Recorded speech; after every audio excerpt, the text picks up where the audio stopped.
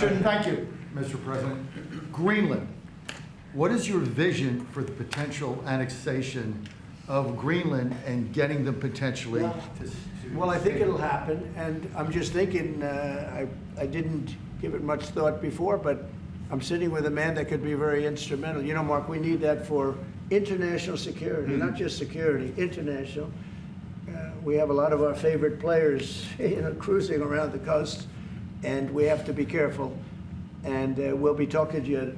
It's a very appropriate, really a very appropriate question. There's an Thank issue you in the very high much. north, so the Arctic. So what you did, so when it comes to Greenland, yes or not joining the US, I would leave that outside for me this discussion because I don't want to drag NATO in that. But when it comes to the high north and the Arctic, you are totally right. The Chinese are now using these routes. We know that the Russians are rearming. We know we have a lack of icebreakers.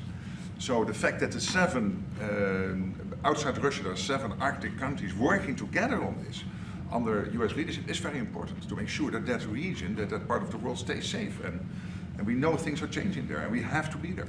Well, we just had an election there the other day. Do you see a referendum, a plebiscite, where the people of Greenland would be in a position to decide if they want to become part of the United States? Yeah, it was a good election for us, as you know. It was not a referendum.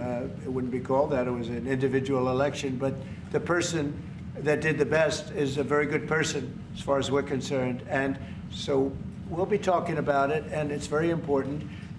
Mark mentioned the word icebreaker. So we've ordered, we're in the process of ordering 48 icebreakers.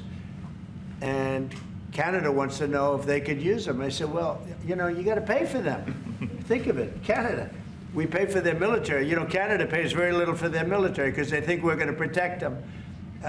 But even with the icebreakers, so we're going to order 48, and Canada wants to be part of the deal. I say, you got to get your own icebreakers.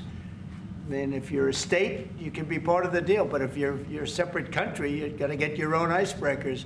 Russia, as you know, has about 40 of them, and we have one big icebreaker, but that whole area is becoming very important, and for a lot of reasons, the routes are, you know, very direct to Asia, to Russia, and you have ships all over the place, and we have to have protection. So we're going to have to make a deal on that, and Denmark is not able to do that. You know, Denmark's very far away and really has nothing to do. What happens, a boat landed there 200 years ago or something, and they say they have rights to it. I don't know if that's true. I don't think it is, actually.